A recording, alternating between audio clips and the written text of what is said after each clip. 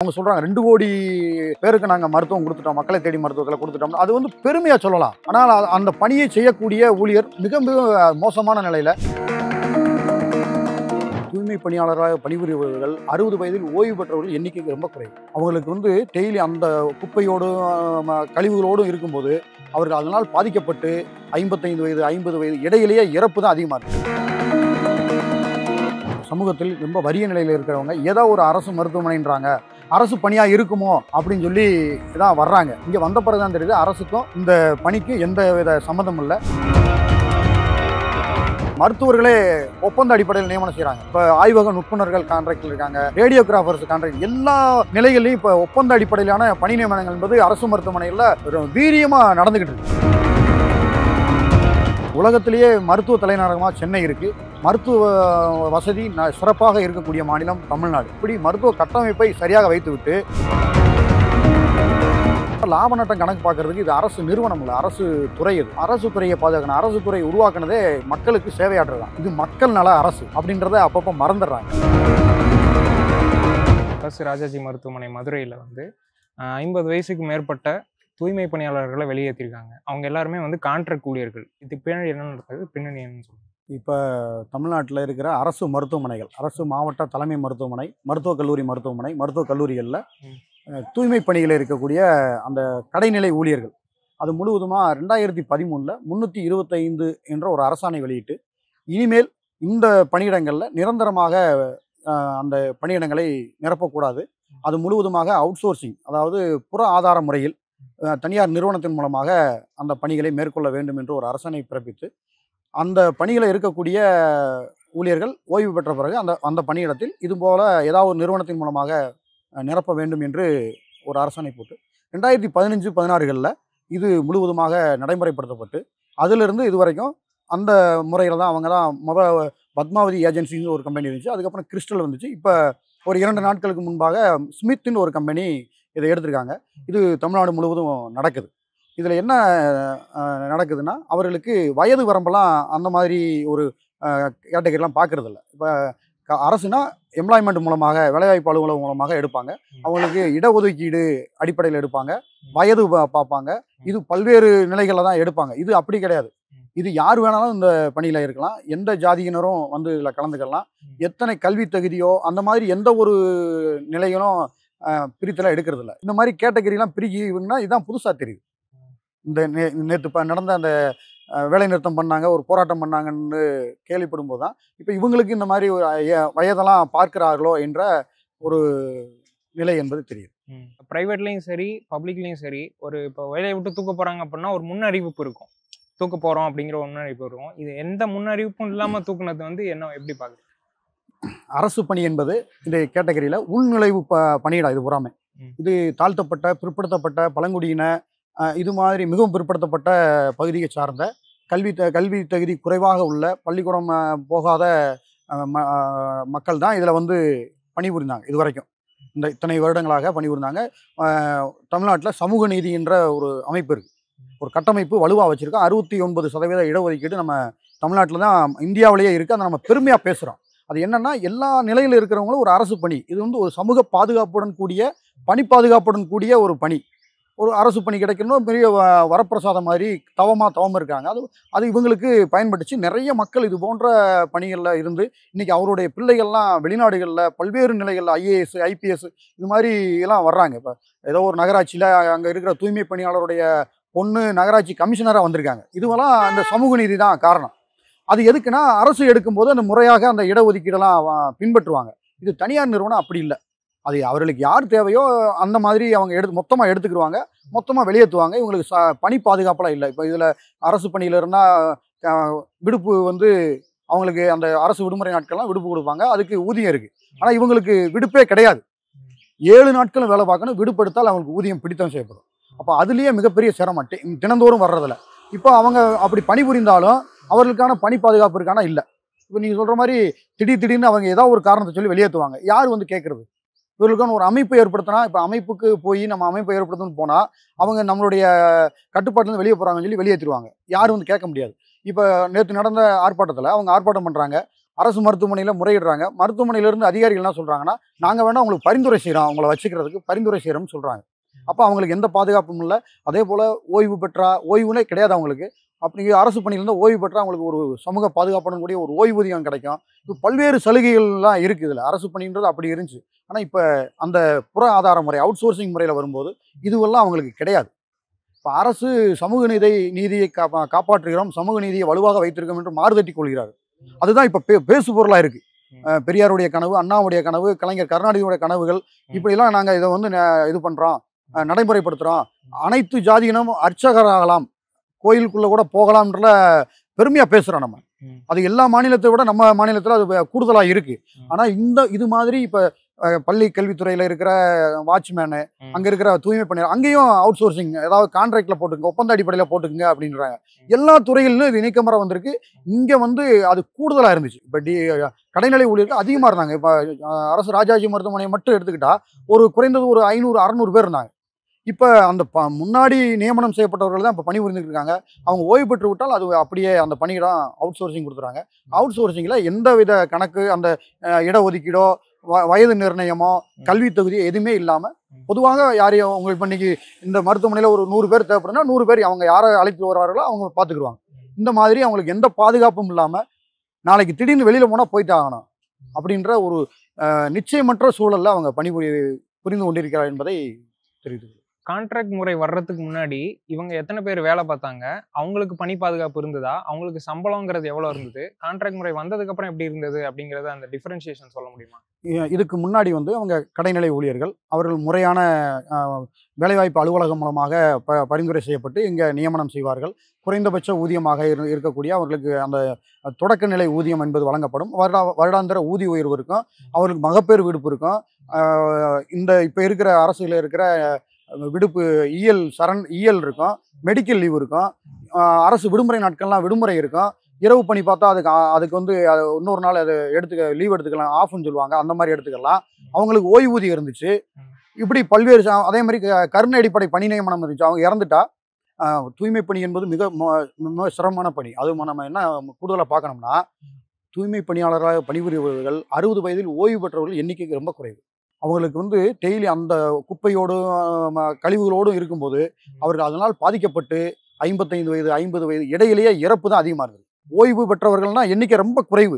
அப்படி இறக்கும்போது அவர்கள் வீட்டு நிர்கதியாக நிற்காமல் இருப்பதற்காக அவர்களுக்கு கருணை அடிப்படை பணி நியமனம் இருந்துச்சு. இப்போ யாராவது இறந்துட்டா அவங்க வீட்டில இருந்து யாருக்காவது ஒரு ஆள் பணி கொடுப்பாங்க. அப்படி நிறைய பேர் இப்போ வேலைக்கு வந்திருக்காங்க இந்த கடைநிலை பொறுத்தளவு. இப்போ அது கிடையாது. அப்போ எதுவுமே இல்லாமல் ஏதோ ஒரு ஊதியம், அது குறைந்தபட்ச ஊதியம் கூட நிர்ணயம் கூட இல்லாமல் ஒரு 6000, 7000, 8000, 9000 இப்படி அந்த நிறுவனம் என்ன கொடுக்கிறதோ, அரசு நிறுவனத்துக்கு கொடுத்துறோம், அந்த நிறுவனம் எதை கொடுக்கிறதோ அதை மட்டும் பெற்றுக்கொண்டு இவர்கள் பணிபுரிய வேண்டும்.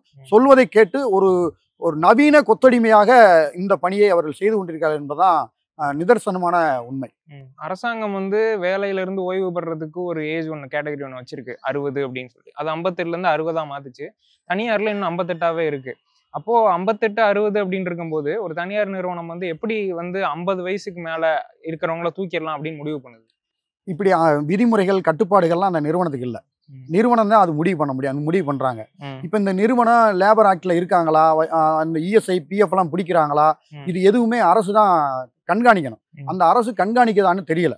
இந்த மாதிரி அவங்களுக்கு இஎஸ்ஐ, பிஎஃப் இது போதுமான வசதிகள் ஏற்படுத்தி கொடுக்குறாங்களா, பாதுகாப்பு உபகரணங்கள் கொடுக்குறாங்களா, இத்தனை ஆண்டுகள் அவங்க இத்தனை வயசு வரைக்கும் இருக்கணும், இந்த மாதிரி கல்வி தகுதியோடு எடுக்கணும், இந்த இட ஒதுக்கீடு அடிப்படையில் எடுக்கணும் அப்படின்லாம் இப்போ தனியார் நிறுவனங்களுக்கு அரசு அது மாதிரி தமிழ்நாட்டில் இல்லை. அரசு நிறுவனங்களை மட்டும்தான் இந்த இடஒதுக்கீடுலாம் ஃபாலோ பண்ணுறாங்க. இந்த பிரிவை பொறுத்த அளவுக்கு அந்த மாதிரி எந்த ஒரு நடைமுறை இல்லை. நிறுவனம் எங்களுக்கு இந்த மருத்துவமனையில் அரசு மாவட்ட தலைமை மருத்துவமனையில் 10 பேர் வேணும்னா ஒரு 10 பேர் அந்த நிறுவனத்தில் கொடுத்துட்றாங்க. இப்படி தான் நடந்துகிட்டு இருக்கு. இது எந்த ஒரு விதிமுறைகளும் கட்டுப்பாடுகளும் இல்லாமல் தான் இருக்கு. அப்போ இது தொழிலாளர் சட்டத்தை மீறுற மாதிரி தானே? நிச்சயமா மீறுது. நிச்சயமா 100% தொழிலாளர் சட்டங்களை மீறித்தான் இந்த நிகழ்வுகள்லாம் நடந்து கொண்டிருக்கிறது. இவர்கள் தானடித்த மூப்பாக நாளைய 40 வயசு கூட அவங்க சொல்லலாம், ஓய்வு பெறுவதற்கு 40 வயசு சொல்லலாம். இது போன்ற நிறைய. ஆனால் அங்கே போய் மருத்துவமனையில் நீங்கள் நேரடியாக பார்க்கும்போது தெரியும் இவர்களுக்கு 60 வயசு இருக்குமா, அவங்களுக்கு 50 வயசு இருக்குமா அப்படின்னு சொல்லி. ஏன்னா அவங்க போய் 70 வயசு ஆளுகள்லாம் அங்கே இருக்காங்க, 80 வயசு பெருமான தகுதி உள்ள ஆட்களும் அங்கே இருக்காங்க. இதெல்லாம் வந்து அந்த நிறுவனம் தான் முடிவு பண்ணணும். இப்போ மருத்துவமனையிலிருந்து நிர்வாகத்திலிருந்து அதை போய் கண்காணிக்க முடியாது. இவங்களுக்கு வயசு என்ன, இவங்க எங்கேருந்து வராங்க, இது கண்காணிக்க முடியாது. இவங்க எங்களுக்கான ஊழியர்கள் இத்தனை பேர் வேலை செய்கிறாங்களா, அத்தனை பேருக்கு அட்டெண்டன்ஸ் மட்டும் அவங்க பார்த்துட்டு நிர்வாகத்திலேருந்து அரசுக்கு அறிக்கை கொடுத்துருவாங்க. அரசு அவங்க நிறுவனத்துக்கு ஊதியம் கொடுக்குது. இதுதான் நடைமுறையாக இருக்குது. இந்த தூய்மை பணியாளர்களுடைய சமூக பொருளாதார நிலைங்கிறது எப்படி இருக்கு? யார் யார் இதுல சேர்றாங்க அப்படிங்கிறத பத்தி சொல்லுங்க. சமூக பொருளாதார நிலை என்பது ரொம்ப மோசமாக தான் இருக்குது. ரொம்ப சமூகத்தில் ரொம்ப வறிய நிலையில் இருக்கிறவங்க ஏதோ ஒரு அரசு மருத்துவமனைன்றாங்க, அரசு பணியாக இருக்குமோ அப்படின்னு சொல்லி தான் வர்றாங்க. இங்கே வந்த பிறகு தான் தெரியுது அரசுக்கும் இந்த பணிக்கு எந்த வித சம்மந்தம் இல்லை. யாரோ ஒருத்தர் மேனேஜராக இருக்கார், அவர் தான் இந்த பணி மேற்பார்வையெல்லாம் அதுக்கு மேற்பார்வையாளர் இருக்காங்க, இவங்க தான் பணி வாங்குறாங்க. இந்த மருத்துவமனையில் பணிபுரிவதனால இந்த மருத்துவமனைக்கு நமக்கு எந்த தொடர்பும் இல்லை என்பது இங்கே வந்து பணிபுரியும் போது தான் தெரியுது. அது இடையில வரும்போது பல்வேறு நிலைகளில் அவங்க ஏதாவது ஒரு ஏமாற்றப்பட்டு தான் அங்கே வர்றாங்க. ஏதோ ஒன்று பெற்றுக்கொண்டு தான் அவங்களுக்கான பணி வழங்கப்படுதுன்னா பரவலாக பேச்சுக்கள்லாம் இருக்குது. அதனால் யாரோ ஆதாயம் அடைகிறாங்கன்றலாம் எல்லாம் கேள்விப்படுறோம். இது நம்ம நேரடியாக அதை பார்க்கல, இருந்தாலும் கேள்விப்படுறோம். இவங்களுக்கு ஏதாவது ஒரு குறைந்தபட்சம் எல்லாம் கொடுத்தா தான் நமக்கு வேலை செய்கிறோம், இந்த வேலைக்கு அந்த மாதிரி தான் வர்றாங்க.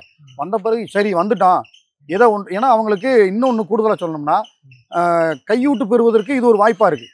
வண்டி தள்ளுறதுக்கு இவ்வளோ கேட்குறாங்க, கூட்டுறதுக்கு இவ்வளோ கேட்குறாங்க அப்படிலாம் செய்கிறாங்க. என்னென்னா குறைவான ஊதியத்தை வழங்குவதால் அவர்கள் வேறு வழி இல்லாமல் நிர்பந்திக்கப்பட்டு அந்த நிலைக்கு போகிறாங்கன்றதான் நம்ம பார்க்க வேண்டியது. இந்த கான்ட்ராக்ட் சிஸ்டம், அரசு மருத்துவமனையில் கான்ட்ராக்ட் சிஸ்டம் இது வந்து மதுரை அரசு மருத்துவமனையில் தான் இருக்கா, இல்லை தமிழ்நாடு முழுக்க இருக்கா? இல்லை, தமிழ்நாடு முழுவதும் ஒரே ஒரு கம்பெனியை எடுத்து நடத்திட்டு இருக்காங்க. 2015-16களில் அப்போ பத்திரிகை செய்தி என்னென்னா, அன்றைய இருந்த தலைமைச் செயலாளராக இருந்த திரு ராம்மோகன் ராவ் இந்திய ஆட்சி பணியாளர், அவர் தான் அந்த கம்பெனி ஆரம்பித்தார் அப்படின்லாம் ஒரு தகவல் வந்து பத்திரிகையெல்லாம் வந்துச்சு.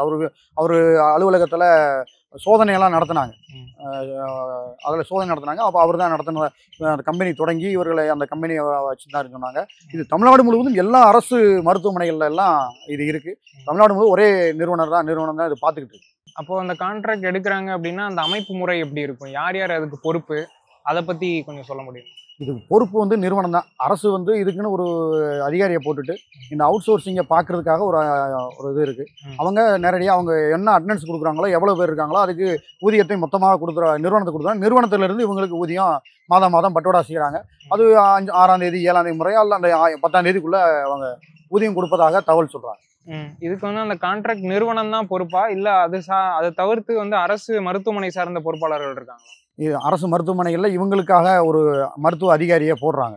இந்த இவர்களுடைய பணிகளை மேற்பார்வையிடுவதற்கு, அந்த பணியை செய்ய வைப்பதற்கு என்னென்ன பணி இருக்குன்னு சொல்லி அவங்களுக்கு பணி ஒதுக்கீடு செய்வதற்கெல்லாம் ஒரு அதிகாரி இருக்காங்க. அவங்க அந்த மேனேஜர் மூலமாக அந்த பணியை அந்த நிறுவனத்துடைய மேனேஜர்கிட்ட இந்தந்த பணிகள் இருக்குது, இங்கே இத்தனை பேர் தேவைப்படுதுன்னு சொல்லி சொல்கிறாங்க. அவங்க அந்த மேனேஜர் மூலமாக அந்த பணி மேற்பார்வையாளர் போட்டிருக்காங்க, சூப்பர்வைசர் இருக்காங்க. அவங்க மூலமாக அந்த பணிகள் பூரா நடைபெறுகிறது. அவங்களோட பணி வந்து சூப்பர்வைஸ் பண்ணுறதோட நின்றுதா, இல்லை இந்த மாதிரியான உரிமைகளுக்கு குரல் கொடுக்குற மாதிரி எதுவும் இருக்கா? சூப்பர்வைஸ் பண்ணுறதோட நிப்பாட்டிடுறாங்க. அவங்களுடைய உரிமைகளாவது அவங்க எதுவும் பார்த்துட்டு போகிறாங்க. நமக்கு என்ன, நம்ம வேலை வாங்குகிறோம், நமக்கான வேலைகளை நம்ம செஞ்சால் போதும், அட்டெண்டன்ஸ் வாங்கினா போதும், அவங்களுக்கு அரசுக்கு அந்த புள்ளி விவரத்தை கொடுத்தா போதும்ன்ற அடிப்படையில் தான் இருப்பாங்க. இது பொதுவான இருக்கிறது தானே. ஆனால் அவர்களுக்கான உரிமை நிலைநாட்டப்பட வேண்டும், அவர்களுக்கும் பணி பாதுகாப்பு வேணும் அப்படின்லாம் கேட்கணும்னு அவங்களுக்கு இருக்காது. அதை கேட்பதற்காகத்தான் அவங்க ஒரு அமைப்பாக திரட்ட வேண்டும், ஏதோ ஒரு அமைப்பின் கீழே அவரை கொண்டு வர வேண்டும், தமிழ்நாடு முழு ஒரு அமைப்பில் கொண்டு வரணும்னு சொல்லி முயற்சி பண்ணால் இந்த மாதிரி ஏதாவது அமைப்பு உருவாக்க முயற்சிக்கிறார் என்ற அடிப்படையில் அவங்கள வெளியேற்றுறது, அவங்கள தொந்தரவு பண்ணுறது, நாளையிலேருந்து நீ வேலைக்கு வர வேணாம் இப்படின்ற மாதிரி. இப்போ கூலி தொழிலாளிகள் கூட ஒரு முறையான அமைப்பு வச்சு அவங்க போராடிட்டு இருக்காங்க. இந்த இதில் ஏதோ எதுவுமே இல்லை, இது ஒரு குறைந்தபட்சம் ஒரு வருமானம் வருது, ஒரு ஊதியம் பெறான், அதனால அட்ஜஸ்ட் பண்ணி போயிடுவான், அந்த மாதிரி இவங்க என்ன சொன்னாலும் கேட்டுக்கிட்டு அட்ஜஸ்ட் பண்ணி போயிடுறாங்க.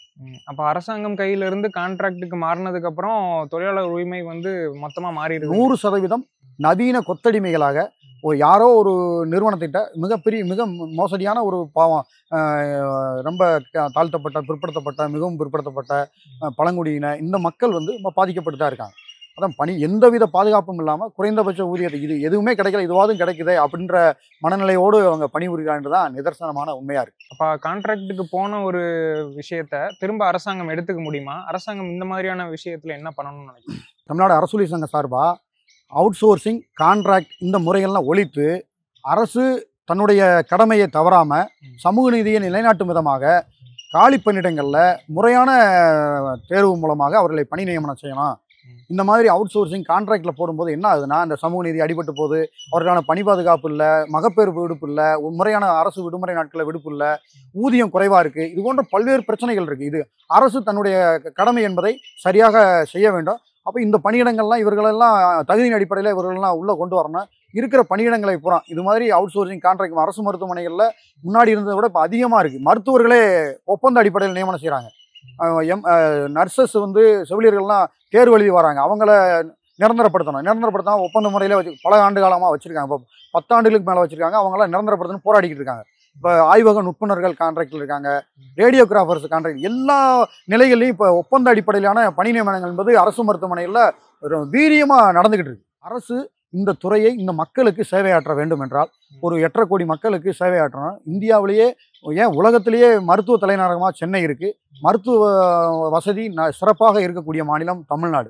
எல்லா நிலையிலும் ஆரம்ப சுகாதார நிலையத்திலிருந்து அரசு மருத்துவமனையிலிருந்து மருத்துவக் கல்லூரி மருத்துவமனை 36 மருத்துவக் கல்லூரி மருத்துவமனை இந்தியாவிலேயே இருக்கிறது தமிழ்நாட்டில் மட்டும்தான். இப்படி மருத்துவ கட்டமைப்பை சரியாக வைத்துவிட்டு முறையான பணி நியமனங்கள் இல்லை எனும்போது அது எந்த விதத்திலும் பயனளிக்காது அப்படின்றத முதல்வர் அவர்களும் அமைச்சர்களும் இதை உணர்ந்து முறையான பணி நியமனங்களை, முறையற்ற இந்த மாதிரி ஒப்பந்தங்க அவுட் சோர்சிங் இந்த முறைகள்லாம் ஒழித்து விட்டு முறையான பணி நியமனங்களை எந்தவித ஒரு கருத்து வேறுபாடு இல்லாமல், இதில் வந்து எதையும் யோசிக்காமல், லாப நட்டம் பார்க்காம முறையான பணி நியமனங்களை மேற்கொண்டால் மட்டும்தான் இந்த மருத்துவம் கடைக்கோடி மக்களுக்கும் போய் சேருவதற்கான வாய்ப்புகளாக இருக்கும். அதே போல் மக்களை தேடி மருத்துவம், அவர்கள்லாம் மிக குறைந்த ஊதியத்தில் அந்த பணியை பார்த்துக்கிட்டு இருக்காங்க. ஆனால் அவங்க சொல்கிறாங்க 2 கோடி பேருக்கு நாங்கள் மருத்துவம் கொடுத்துட்டோம், மக்களை தேடி மருத்துவத்தில் கொடுத்துட்டோம். அது வந்து பெருமையாக சொல்லலாம். ஆனால் அந்த பணியை செய்யக்கூடிய ஊழியர் மிக மிக மோசமான நிலையில் ஏதோ இந்த தமிழ்நாட்டில் 65 லட்சத்துக்கு மேலே வேலைவாய்ப்பு அலுவலகத்தில் பதிஞ்சு வச்சுட்டு வேலைக்காக காத்திருக்காங்க. அப்போ அவங்கள அந்த பணி சுரண்டல் இருக்கோ, அரசே செய்யுது அப்படின்றதான் ஒரு குற்றச்சாட்டாக இருக்குது. அதை தவிர்த்து இந்த அரசு இதை முறையான காலமுறை ஊதியத்தில் பணி நியமனங்களை மேற்கொள்ள வேண்டும். கீழிருந்து மேலாக அனைத்து நிலையிலும் மேற்கொள்ள வேண்டும் என்று தமிழ்நாடு அரசு ஊழியர் சங்கம் சார்பாக தொடர்ந்து வலியுறுத்திட்டு இருக்கோம். அதுதான் நம்மளுடைய கோரிக்கை. இந்த ஃபெசிலிட்டிஸ் பண்ணி தர்ற அந்த நிறுவனங்கள் கான்ட்ராக்ட்ல எடுக்கிறாங்க. இவங்க இந்த வேலையை பார்க்கறதுக்கான நோக்கம் என்ன? இதுல லாபம் அவங்களுக்கு எப்படி வருது? பொதுவாகவே நிறுவனம் என்றால் ஒரு லாபம் இல்லாமல் அவங்க எதையும் பார்க்க மாட்டாங்க. இப்போ தனியார் மயப்படுத்துறதுல எல்லாம் ஒன்றிய அரசும் சரி, மாநில அரசும் சரி, எல்லா நிறுவனங்கள் அரசு துறைகளை தனியார் மயப்படுத்துவதற்கு அது முனைப்பாக வேலை பார்த்துட்டு இருக்காங்க. தனியார் மயப்படுத்தும் போது அது இந்த தனியார் நிறுவனங்களை சேர்ந்தவங்களே ஐடியா கொடுக்காங்க அரசுக்கு. இந்த இதை நீங்கள் இப்படி கொடுத்துட்டா நாங்கள் அதை பார்த்துக்குருவோம், இதனால் அரசுக்கு வருமான செலவு குறையும் அப்படின்னு சொல்லி இவர்களே அவர்களுக்கு ஒரு ஆலோசனை சொல்லி அதை தனியார் இவங்க தான் கொண்டு இதெல்லாம் அவங்களுக்கு லாபம் அப்படின்னு சொல்லி லாப நட்ட கணக்கு பார்க்குறாங்க. அப்போ லாப நட்டம் கணக்கு பார்க்குறதுக்கு இது அரசு நிறுவனம் இல்லை, அரசு துறை. இது அரசு துறையை பாதுகாக்கணும். அரசு துறை உருவாக்குனதே மக்களுக்கு சேவையாற்றுதான். இது மக்கள் நல அரசு அப்படின்றத அப்பப்போ மறந்துடுறாங்க. இந்த துறையில் தனியார் நிறுவனங்களை வைத்து செய்வது அது தனியார் நிறுவனங்களை வளர்க்கத்தான் செய்யுமே ஒழிய மக்களுக்கான சேவை முழுவதுமாக இருக்காது என்பதை அரசு உணர வேண்டும் என்று அன்போடு கேட்டுக்கொள்கிறேன். நன்றி. நன்றி.